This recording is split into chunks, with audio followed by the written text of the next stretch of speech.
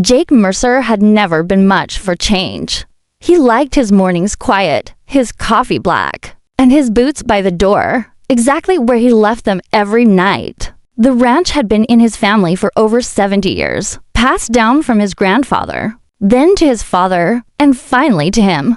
50 acres of pasture, timber, and open skies. Horses grazed lazily behind the fencing. The barn leaned slightly to the west like it had something to say, and the breeze carried the kind of silence you couldn't find in a city. To Jake, this place wasn't just home, it was its own kind of country, a space where time moved slower, and nobody needed a calendar to tell you when the seasons were changing. You could feel it in the air, in the way the sun hit the back porch differently in fall than it did in spring. It was a rhythm, and Jake had been dancing to it his whole life. About 5 years back, things started shifting, not on the ranch, but just beyond it. First came the paved road, then came the survey crews, then the construction trucks. A subdivision was coming, just over the ridge. Jake had heard rumors, but he figured it was far enough away not to matter. He had more important things to focus on: his horses, his fences, and making sure the coyotes didn't get to Bull. By the end of that summer, the hill that once held wild grass and blackberry brambles had been shaved down to a level field. And soon after, rows of houses began to grow. They weren't bad-looking neutral paint, trimmed lawns, and the kind of porches built more for decoration than sitting. Each one looked like the one next to it, and they all came with neat driveways and shiny mailboxes that never leaned. Jake watched it all from the edge of his land, arms crossed over the top rail of his fence. He didn't complain. After all, folks had the right to live wherever they pleased. The new neighborhood, Whispering Pines Estates, even had a nice ring to it. The name made Jake chuckle, though. There weren't any pines left on that hill, not after the machines came through. The neighbors were polite, at least at first. Some waved when they passed by. A few even brought over cookies during the first Christmas season, though Jake suspected that was more about making a good impression than actual friendliness. Still, he appreciated the gesture. He was old-fashioned, not unfriendly. Then came the signs. Little white posts stuck in the ground at the edge of the development, each one neatly printed with phrases like private property, HOA maintained, approved landscaping only, and no overnight street parking. Jake didn't think much of it. That was their world, not his. Until one day, he noticed a new sign. It had been placed just past the road, near where his pasture met the development's outer fencing. It read, "Future Community Greenbelt. Maintenance by Whispering Pines HOA." Jake scratched his head, looked at the spot, then back at the sign. As far as he knew, that patch of grass was still on his property. He had mowed it himself just the week before. He figured it was probably just a mistake. A sign planted a little too far by someone who didn't check the lines closely. He wasn't upset. Not yet. But something about the way the plastic sign swayed in his wind made him feel like change might be getting closer than he liked. Jake tipped his hat back, looked at the sky, and gave the fence post a slow tap with his boot. "Reckon we'll see what they're up to," he said aloud to nobody in particular. Then he walked back toward the house, the screen door creaking behind him like it always did. The letter arrived on a Tuesday, tucked neatly between the feed store catalog and a flyer for half-price pizza. Jake pulled the small stack from the mailbox, sorting through it with practiced fingers as he walked back up the gravel drive. Most of it went straight into the bin by the porch swing, but one envelope made him pause. It was crisp and cream-colored, addressed to Mr. Jacob Mercer, in a printed serif font that tried a little too hard to look formal. In the top left corner was a shiny gold logo shaped like a tree pine branches curving into a circle, with the words Whispering Pines Neighborhood Council printed underneath in delicate lettering. Jake sat down at the porch table, laid the envelope flat, and opened it with his pocket knife. Inside was a 3-page letter, stapled in the top corner and written in the kind of careful language That made everything sound more polite than it really was. He started reading. The letter began by introducing the neighborhood board and congratulating Jake on being a valued neighbor within the greater Whispering Pines community. It explained that the council had recently passed a resolution to extend shared neighborhood cohesion by including nearby properties that, while not officially developed, were considered visually influential to the aesthetic of the neighborhood experience. Jake blinked at that one, visually influential. He repeated out loud. He leaned back in his chair and looked out over his pasture. The only thing out there today was Duke, his paint gelding, lying on his side and flicking flies away with his tail.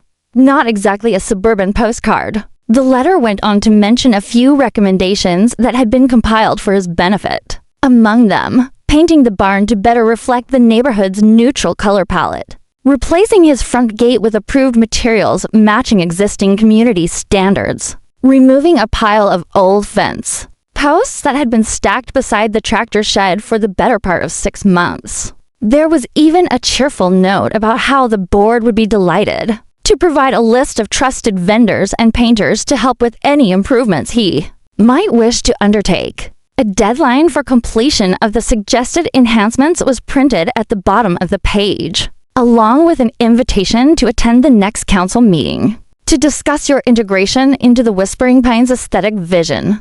Jake, read the letter twice, not angrily, just thoroughly. Then he folded it, slid it back into the envelope, and tapped the edge of it on the table as he stared out toward the trees. He didn't raise his voice, didn't call anyone, just sat there for a good while, letting the breeze carry the quiet round him. It wasn't the suggestions that got to him. Jake had no issue with someone wanting a tidy neighborhood. What struck him was the confidence, the assumption that his ranch, his land, was just part of their project now. Like someone had drawn a new line on a map and decided that the old lines no longer mattered. He stood up, slid the letter into the junk drawer inside the kitchen, and poured himself a second cup of coffee. A hawk circled in the distance, riding a thermal over the hills.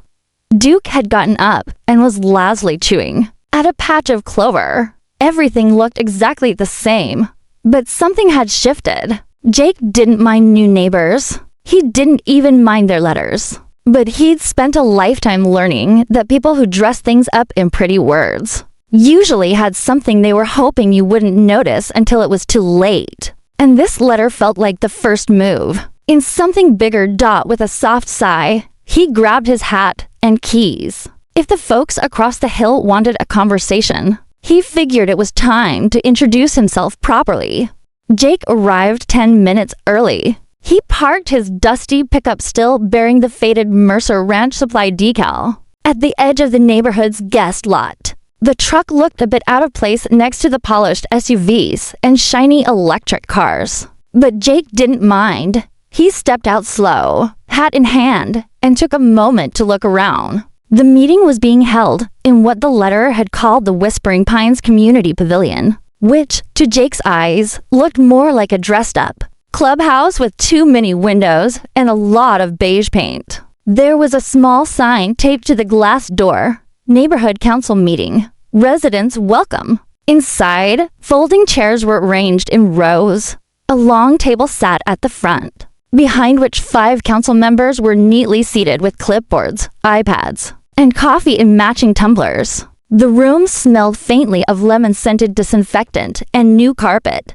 Jake nodded politely to a couple of folks as he walked in, then took a seat near the back. One of the council members, a woman with sharp glasses and a white blouse tucked into cocky slacks, stood up and smiled. "Good evening, everyone. Thank you for coming to this month's Whispering Pines Council meeting," she said, her voice bright and precise. "Before we begin, I'd like to welcome a new face joining us tonight, Mr. Mercer, from the adjacent ranch property." Heads turned. A few people gave polite nods. Jake returned the gesture, tipping his hat slightly. "Mr. Mercer, we're so glad you've come," she continued. "We've been looking forward to connecting and discussing how we can move forward together." Jake stood slowly.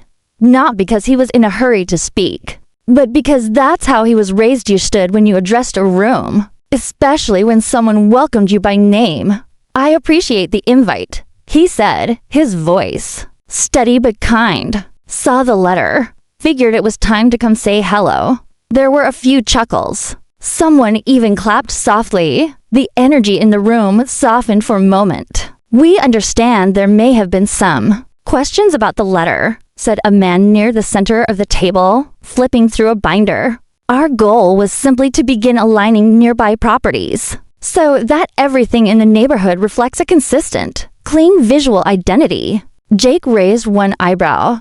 I see, he said. And when you say aligning nearby properties, you mean mine. A few members of the council shifted in their chairs.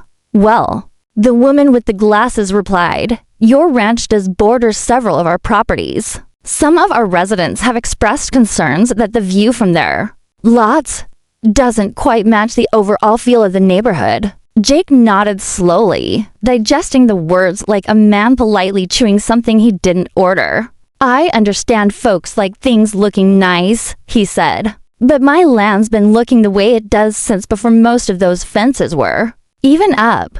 And far as I know, nobody's knocked on my door to talk about it. Just a letter. There was a brief silence, filled only by the soft hum of the overhead lights. One of the council members, a younger man in a zip-up vest, cleared his throat. We just thought it would be easier to incorporate everything around us under one shared set of expectations, he offered. Jake gave a small smile. Well, he said, adjusting his hat. Sometimes when you make something easier for yourself, you make it harder for someone else. I figure that's worth thinking about. He thanked them for their time, nodded again, and left before they could get to the bullet points on their agenda. Back outside, Jake leaned against his truck and looked up toward the hill. The houses sat quiet, their porch lights starting to flicker on in the dusk. Somewhere, a lawn sprinkler clicked to life. Everything looked polished, predictable. But Jake knew one thing. His ranch wasn't built to match anything. It was built to last. And from the look of things, it might be time to remind a few people of that. The next morning, Jake didn't ride out to check the fences like usual. He didn't open the barn, didn't walk the pasture. Instead, he stepped into the old equipment shed behind the house, the one that smelled like machine oil, hay dust, and time. He pulled the cord on the overhead bulb, and it blinked to life. In a tired yellow glow. There, in the back, behind a stack of rusted plow parts and 3 generations worth of forgotten tools, was a wide oak cabinet. Jake opened the top drawer and started flipping through folders labeled in fading ink. Easements, survey maps, grazing permits. His grandfather, George Mercer, had never thrown anything away, not if it had to do with land or paper. It took a while, but Jake found what he was looking for in the bottom drawer. The file was thick, clipped together with a big brass fastener. On top was a stamped map showing the edges of Mercer Ranch from 30 years ago. At the southern edge, just beyond the windbreak of Cottonwoods, a square plot had been outlined in red ink. It was the same space where Whispering Pines had built their community pavilion and paved their guest parking. The same land they'd now printed little signs around and trimmed with decorative bushes. Jake flipped to the attached document. It was a lease agreement, signed in 1994. George Mercer had granted temporary use of a 2-acre corner of the ranch to the county for public development, nothing permanent, just non-residential use for a fee that, in those days, had barely bought a decent steak dinner. Jake read the terms carefully. The lease had automatically renewed every 5 years, but with a clause. The landowner could update the terms or end the lease entirely with 30 days' notice, as long as it was done in writing. The signatures were right there. One from his grandfather, one from a county official. A note was even scribbled in the margin in George's handwriting. Don't let them forget whose dirt they're standing on. Jake smiled at that. The old man had a way with words. He checked the final page. The current renewal was dated almost 5 years ago. which meant another term was coming due in just under 2 months. Timing, Jake thought, had a funny way of working itself out. He sat down on an overturned milk crate and tapped the folder against his knee. The neighborhood board hadn't built anything illegal. They hadn't stolen land or broken a rule. But they had assumed. They assumed the land was theirs to manage. That Jake's ranch was part of some grander plan. And they'd done it without ever checking whose name was still on the dotted line. Jake wasn't angry. If anything, he was impressed. They'd built something tidy, something organized. But they'd forgotten the land had a pass down a landlord by mid-afternoon. Jake had the documents scanned and a draft letter prepared. Not harsh, just clear. He would be exercising the lease clause to update the term's new monthly rate. A short pause on public access, and a few items that would require formal agreement before continued use of the space. He sealed the envelope and placed it beside his keys. It would go out first thing tomorrow. Outside, the sun was slipping low behind the ridge, casting gold across the fields. Duke was at the far end of the pasture again, tail swishing like clockwork. Everything looked the same, but now Jake carried something the board hadn't expected: a reminder that ownership runs deeper than appearances. And when you grow up on land like this, you learn how to wait. You learn how to move quiet, speak slower than others expect, and never show all your cards too soon. The board had made their move. Now it was Jake's turn. By Friday morning, the letter was on its way. Jake had taken his time drafting it. He wrote it the same way he handled a loose horse: slow, steady, and with both hands where everyone could see them. There was no threat in the words, no heat, just facts. The letter began by reintroducing the original lease agreement signed by his grandfather, and renewed ever since without much fuss. It referenced the location, the exact square footage, and included a copy of the old map for good measure. Then Jake got to the part that mattered. He was exercising the right to update the lease terms ahead of its upcoming renewal. Starting next month, the rent would increase, nothing outrageous, but enough to reflect the way the neighborhood had grown around it. The new rate was still reasonable, Jake figured. He even wrote that part in pen, not on a computer, just to make it clear this wasn't some legal team talking. More importantly, access to the parking lot and pavilion would be temporarily paused until a new agreement was signed. He ended the letter with a line his grandfather would have liked. "I appreciate your continued use of Mercer family land and look forward to future cooperation, if agreeable to all parties." Jake sealed the envelope, walked it into town, and handed it to the postmaster himself. By Monday, the email came, a brief, carefully worded message from the board thanking him for his letter and asking for a meeting to review and clarify certain points. Jake replied that he'd be happy to talk, but until the lease was settled, access would need to be suspended. Nothing personal, just business. He was true to his word. A handwritten notice was posted on the fence beside the lot. Temporarily closed. Lease update in progress. Please contact landowner. And just like that, the neighborhood's rhythm skipped a beat. By midweek, Jake watched from his front porch as a couple of cars looped around the parking lot entrance, reading the sign twice before slowly backing out. The community center, which had been busy every weekend with baby showers and book clubs, now sat quiet. The lot itself wasn't blocked. Jake wasn't one for drama, but it was clearly marked, and folks seemed to get the message. It didn't take long for word to spread. The next neighborhood newsletter came out with a short note about temporary adjustments to shared spaces due to ongoing discussions with adjacent landowners. Jake chuckled at that one. He didn't blame the residents.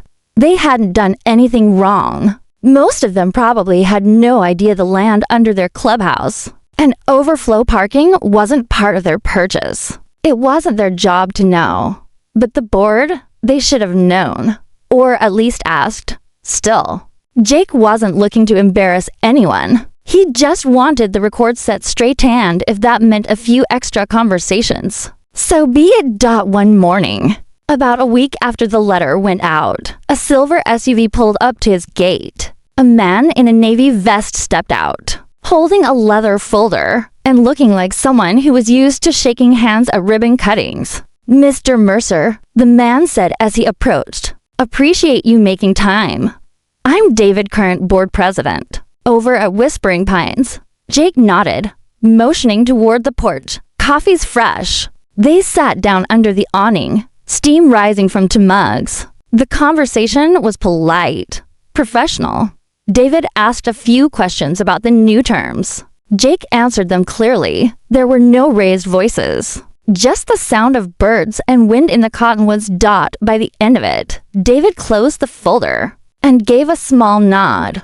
"We'll bring it back to the board," he said. "I think it's fair." Jake tipped his hat. "That's all I was after." As the SUV disappeared over the hill, Jake sat back, one boot resting on the rail. The lease wasn't signed yet, but the message had landed. Respect isn't something you write into bylaws. It's something you earn one conversation at a time. It didn't take long for the quiet changes to make some noise. The lot closure had started as a small inconvenience, but as the days rolled by, folks in Whispering Pines began to feel it. The once neatly organized traffic flow now rippled with backup and confusion. Without the overflow lot, guests parked along curbs, mailboxes were boxed in, and delivery trucks had to make tight turns that left tire marks on carefully edged lawns.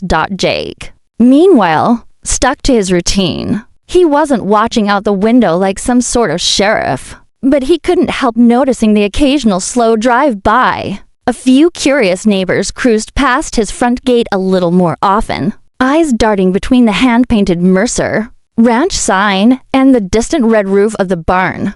One morning, as Jake was hauling hay bales near the fence, a woman in a blue cardigan and sneakers stopped her stroller and waved. "Morning," she called. Jake tipped his hat. "Mornin'.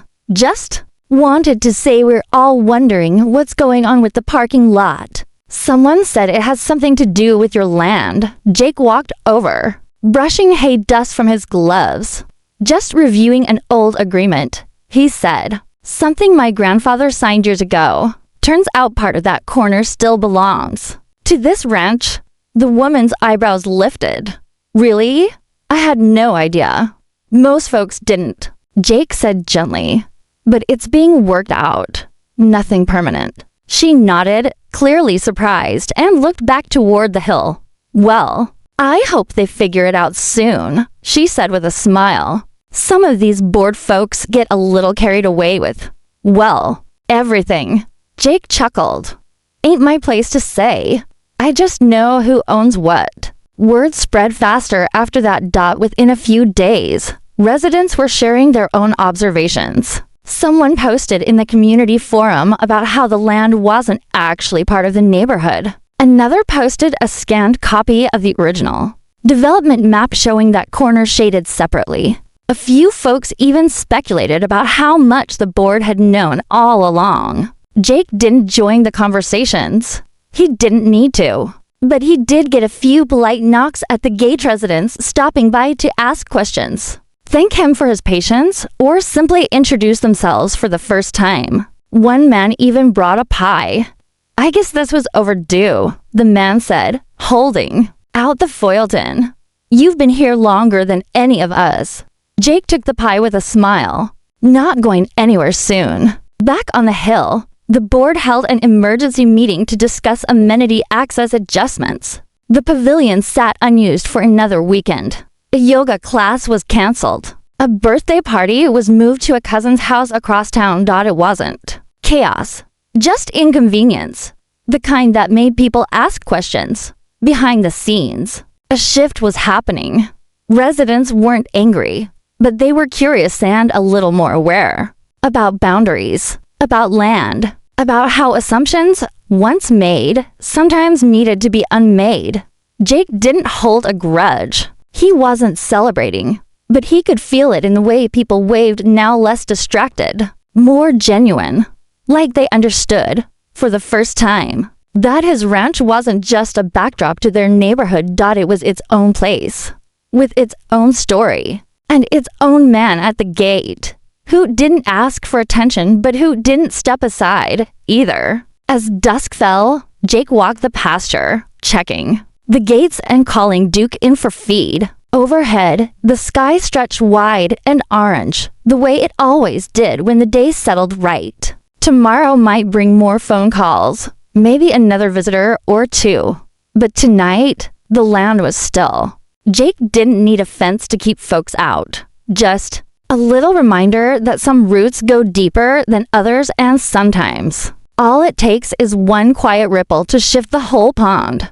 2 weeks after the lease letter went out, the tone from across the hill changed. Jake could tell by the way the next email was written. No bold lettering, no long-winded phrasing about neighborhood vision or visual impact. Just a short, courteous message from David, the board president, requesting a formal sit-down to go over the new lease terms and a path forward. Jake replied the same day. They agreed to meet at the pavilion, the same building that sat quietly closed since the land use pause. Jake didn't mind. In fact, he figured it was only right. If things were going to be set straight, better to do it face-to-face, in the same place where the confusion had started. The morning of the meeting, Jake put on a clean shirt, boots polished, just enough to notice, and grabbed a leather folder with the original lease, a few typed notes, and a copy of his updated terms. He didn't bring a lawyer. Didn't need to. He knew every inch of that land and every word in that lease. When he arrived, the board members were already waiting. David, the woman with the glasses, and to others he hadn't met before. They stood when Jake walked in, which he appreciated. Mr. Mercer, David said, extending a hand. Thanks for taking the time. Jake shook it. Appreciate the invitation. They sat around a long table, sunlight pouring through the windows. Someone had brewed coffee, and a tray of pastries sat, untouched, at the end of the table. Jake took his coffee black. No cream. David opened a folder and spoke first. We've reviewed your letter, and we've gone through the original lease. I'll be honest, we weren't aware this space was on privately leased land. It wasn't. Something passed down clearly in our records. Jake nodded, saying nothing. Just waited. Your updated terms are fair, David went on. Increased rent, month-to-month renewal, and a few points about event access and maintenance coordination. We're prepared to sign off assuming we can ask one small thing in return. Jake raised an eyebrow slightly, but said, Go on. David glanced at the woman with the glasses, then back at Jake. We'd like to include a short paragraph in the new lease noting that the land is privately leased from you and not owned by the HOA, just so the residents understand how it works moving forward. Jake smiled softly. That's more than reasonable. There was a long pause. Not uncomfortable, just thoughtful. I'll be honest, the woman said, finally speaking up. We made assumptions. Not out of malice. Just, we thought we had a clear picture, and we didn't check closely enough. It's rare someone can just walk in and change the conversation without raising their voice. Jake looked down at his folder, then back up. My granddad used to say you don't need to shout if the truth's heavy enough. Just set it on the table and let it sit there. David laughed quietly. Well, it sat. Loud and clear. They signed the new lease. 3 copies, one for the board, one for Jake, and one for the county records. The rent was officially tripled from the original rate, but still well within what the HOA could afford. The pavilion and lot would reopen the following Monday. Every renewal going forward would be month to month at Jake's discretion. Jake stood to leave, then paused. I'm not trying to make trouble, he said. I've lived here long enough to know neighbors come and go. But this land's been in my family a while, and I reckon it's worth remembering that when folks start drawing lines. David nodded. Message received. Jake walked back out into the daylight, the breeze rolling soft through the cottonwoods. It was a handshake deal wrapped in paperwork, but it felt solid. He didn't need to win anything. He just needed to be heard. And now, it felt like he had been when Monday arrived. The parking lot and pavilion buzzed with life again. But something had shifted. It wasn't just the reopening, it was the way the neighborhood moved differently. More aware and respectful, as if the land itself had reminded everyone to pause and take notice. Jake watched it all from the porch of his ranch house, the sun rising soft behind the hills, the distant hum of neighbors arriving, greeting, and settling into familiar routines carried faintly across the fields. It felt good, like the first morning after a long winter. Over the next few weeks, Jake found himself crossing paths with more residents, not just the board, but families and individuals who stopped to chat when they saw him outside. One afternoon, a couple approached near the fence, holding a small box of homemade cookies. "We wanted to say thanks," the woman said, smiling warmly, "for handling everything so calmly and for being upfront. It's made a difference."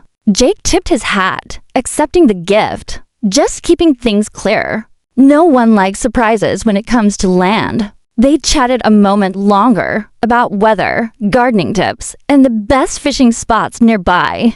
Jake realized then that boundaries, both physical and personal, could be crossed without fences turning into walls. Word traveled that the new lease included clear communication channels. The board set up quarterly check-ins with Jake, making sure no one was surprised by anything related to the ranch's edge. Those conversations were often quiet, respectful, and grounded in a shared understanding. Jake would listen. They'd share updates. And slowly, a genuine connection formed, not just as neighbors, but as people who recognized the land's history and its future in time. A small sign was placed near the pavilion entrance, gently reminding visitors Mercer Ranch land, privately leased. It wasn't a warning. It was a simple note, a nod to history and respect. Jake found himself watching the sunset less as an outsider and more as a part of the landscape, anchored by roots and ready for whatever came next. He didn't expect any fanfare, didn't need one, because respect, he knew, was earned quietly, like the slow growth of a tree's rings beneath the bark. And in this place, that respect stretched far beyond fences or letters. It lived in the stories told on porches, the shared mornings under wide open skies, and the understanding that land isn't just dirt and grass, it's a piece of home. As night settled in, Jake stepped onto the porch one last time, the stars beginning to wink awake overhead. Across the fence, lights twinkled in the neighborhood homes that had their own stories, their own history. And between them, the ranch stood steady, quiet, and unshaken. A reminder that sometimes the best way forward is to listen, to hold your ground, and to let respect grow.